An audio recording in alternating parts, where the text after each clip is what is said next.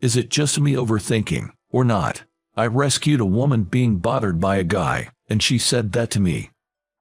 Confused by her words, I looked at her, and she came closer with an alluring upward glance. Having never been popular and leading an ordinary life, my heart raced. And then, she slowly revealed that to me. My name's Brian. Just a regular 28-year-old office worker. I'm not on the fast track to climb the ladder in my job. I'm in a kind of general duties role, but I've never felt unhappy about that. I earn a decent wage and want to continue this peaceful life. I basically don't turn down tasks given to me. During work hours, be it errands or supporting colleagues, I'm up for anything.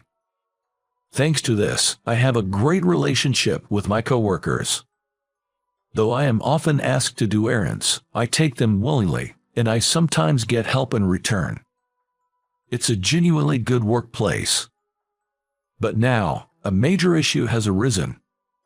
It was a single comment from the boss. Brian, ever thought of going on a blind date? Our company is small, and the boss, who worked his way up, values communication with us employees. I often chat with him and sometimes even seek work advice. This same boss, grinning, proposed a blind date to me. Well, I've never thought about that. Considering your age, it's about time to think about marriage, right? I have a good match for you. I never imagined a blind date offer coming my way. There are plenty of employees in their 20s and 30s. Why me, who is just doing his ordinary tasks? Seeing the question on my face, the boss shared more information about this date. Turns out, she's the daughter of one of our clients. Wait, then more reason for someone like me to be mismatched. Learning she's a CEO's daughter, I decided to decline immediately. No, she specifically requested you. I asked how she got to know about you, but she only told me that she wants to meet and discuss it with you directly. I'd never spoken to or seen this young lady. From what the boss said, her name's Lily, 24. She's working in accounting at her father's company. I saw her photo, a slender figure, striking large eyes, a real beauty. Graduated from a prestigious university, smart and beautiful. Even more puzzled why she chose me. She wanted to talk to you, rather than just a blind date. Why not meet her? If you don't click, you can decline, and if you're not interested at all, you can refuse the meetup. I'll smooth things out, so don't feel pressured to say yes this time even. Our boss treats the employees like family. Hearing him say I could decline, I was sure he'd handle it gracefully. But her photo felt like somebody I knew. Plus, I was curious about why she'd want to talk to me. Seeing me ponder, the boss smiled warmly. I've known Mr. White, her father, for ages. Known Lily since she was a kid. She may be a CEO's daughter, but she's very down-to-earth and sweet. A genuinely lovely young lady. I already feel nervous a little, but if he says so, she sure is wonderful. I began to want to see her and have a talk with her. I found myself agreeing to the blind date. Though I'd agreed, as the day was approaching, I became more anxious. And on the day, with heavy steps, I headed to the upscale restaurant for our meeting. What should I talk about today? Can I just ask why she chose me right off the bat? No, that might be rude. As I was walking lost in thought, I suddenly heard a distressed voice of a woman. Stop it, I told you no. When I peeked around the corner into the alley ahead, there was a woman in a beautiful dress wearing a face mask being harassed by a thug. It seemed like he had been persistently bothering her. Although a part of me was scared, I couldn't just stand by and do nothing. I stepped between the thug and the woman and said, "Can't you see her making her uncomfortable? Back off." The thug glanced at me and made a loud, exaggerated tisk. Mind your own business. Apparently he didn't like my intervention and got provoked. He hurled a plastic bottle at me in a fit of rage. I managed to dodge it, feeling that this situation might escalate to something worse. I won't have him hurt her. Isn't this an assault? I'll call the cops." At the mention of the police, he seemed to get cold feet and hastily retreated. As I was about to speak with the woman, she talked to me first, her voice filled with concern. "Are you okay? Didn't you get hit by that thing?" She seemed genuinely worried. "No, I'm fine. Are you okay?" "I'm good. Thank you so much for helping. You're indeed like a real-life hero." I couldn't help but blush at her words. But her "indeed like a real-life hero" comment made me wonder what she meant, and just as I was about to ask, she told me something I didn't expect. "Is it just me overthinking, or not? It feels like a destiny." I was taken aback. Meeting someone for the first time and thinking it's destiny seemed far-fetched. But as she looked up at me, implying it was our fate, she was so beautiful and made my heart race. "Look at this." As she said that, she showed me a cherished handkerchief. "Oh, isn't that?" I recognized it immediately. It was a handkerchief I used to own. "Do you remember this? You gave me when I was in middle school. When I was still a teenager, I used to spend my summer vacations in a rural town where my grandparents lived. There used to be a younger girl living nearby, and I spent those summers hanging out with her. However, both of my grandparents passed away one after the other. Their old house was hard for my parents to maintain since they lived far away. It ended up being torn down after their passings. That meant no more summer trips to the town. The girl I used to hang out with was a bit chubby and was bullied for it in school. I sometimes comforted her and listened to her about it, so she might have felt sad to know that I was going to stop visiting. On our last day together, I gave my crying friend that handkerchief. "Don't cry, we'll meet again someday. Let's promise to greet each other with a smile then." She gave me one last smile while she was wiping her tears with that handkerchief. If I remember it correctly, her name was Lily. I only saw Lily during those summer breaks, and the last time I saw her was during my high school years. It had been so long that I didn't instantly recognize her when I heard her name. Moreover, she used to be chubby, but not anymore. She'd transformed into a stunning woman. "Is that you, Lily? You've grown into a pretty woman. I didn't recognize you. I'm glad that you remember me. Back in those days, you always stood up against the bullies like a cool hero for me. You were treating me with kindness, and even offered me the handkerchief when I was crying. You were my first love. Ever since then, I've been hoping to see you again, and thank you. I've worked hard to better myself, even went on a diet." She said it with a chuckle, and she looked so beautiful. Perhaps she had gained confidence through her efforts and personal development. "How did you find out about me? You could have just said hi to me then. I work in my dad's company in the accounting department.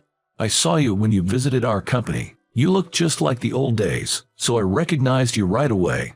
When I asked the name of the person to other employees, it was indeed you. She used to live in the countryside back in the day, but after her father's business took off, they moved to downtown New York City as a family. I might have met her parents once a long time ago, but I honestly don't remember. And to think that her dad is now a major business partner. It really took me by surprise." Even after we got to the restaurant, Lily and I reminisced about old times.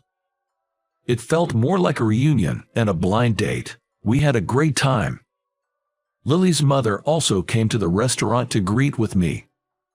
Apparently, Lily's mom was the one who set this up.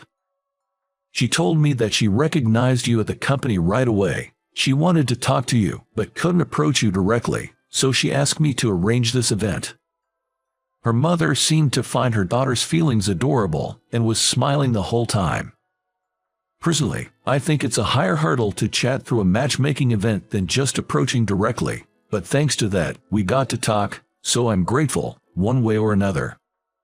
From that day on, Lily and I started messaging each other, and even went out to eat together. However, a month after the initial event, Lily's dad, the CEO Mr. White, stormed into my company. "Who is Brian?" Mr. White, who suddenly appeared, seemed a bit angry. That should be me. As I stepped forward, Mr. White was looking at me from head to toe. I have plans for my daughter to marry someone competent enough to take over the company. It seems he had recently found out about the blind date. It could be that Lily and her mom had anticipated this reaction from Mr. White and kept silent. Honestly, I wish they had discussed this within their family beforehand. We had this blind date, but Lily and I had met a long time ago.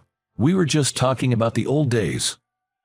Even after hearing this, Mr. White still seemed upset. I heard that you guys see each other after the event, and even went to grab dinner sometimes. I've heard that you described yourself as a jack of all trades. Such a person is not suitable for my Lily. Break it off. It seems Mr. White doesn't listen when he gets riled up. A protective father, I suppose. But as I was pondering how to handle the situation, one of my colleagues spoke up. If it's about competence, I think Brian is the right man, in a rather humble way. That sparked reactions from other colleagues. Brian's quick and can do anything. He's really bright. He's on a whole different level in terms of quality and speed compared to the rest of us. Hearing this, Mr. White looked puzzled. I was told you were just a regular employee. Responding to that remark was my direct boss, the manager. Brian only describes himself that way, but we don't see him like that. After swiftly completing his tasks, he supports others. He's not just competent, he's exceptional, and everyone relies on him. Hearing this, Mr. White seemed to calm down. Apparently, after hearing that I referred to myself in such a manner, he jumped to conclusions about my suitability for his daughter. He said he lost his cool when he heard about the unfamiliar man his daughter was meeting. I carefully explained to him why Lily wanted to meet me. She probably felt too shy to tell her dad about her first crush.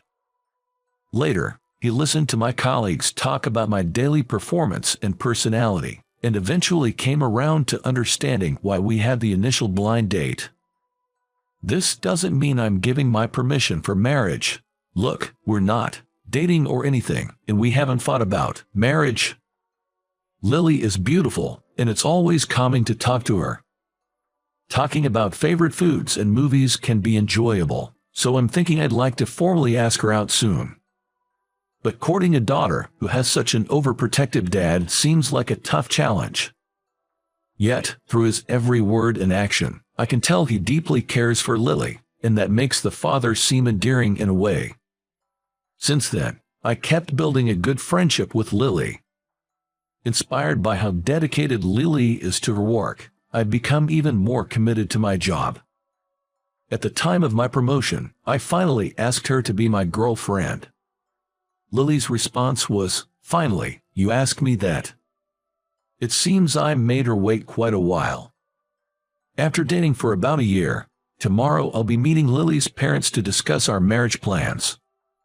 From what Lily tells me, her mom seems quite welcoming, but her dad seems a bit more challenging. The night before, I'm super nervous, and Lily chuckles seeing me like that.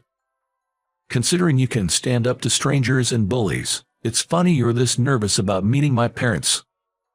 No, facing bullies is easier. Your dad's quite tough and full of energy. I'm sorry for being so weak. Hearing that, Lily gently shook her head. I love you for your bravery, and I also love you when you're this nervous about seeing my parents and talking about our marriage to them. I could feel my ears turning bright red. Feeling embarrassed, I looked at Lily. She was wearing a sweet smile. Thanks to the affection she had for me all these years, we got to reconnect. I truly believe I've met someone who is in my destiny. Seeing her smile, I'm determined to get her parents' permissions for our marriage. I'm going to make Lily truly happy.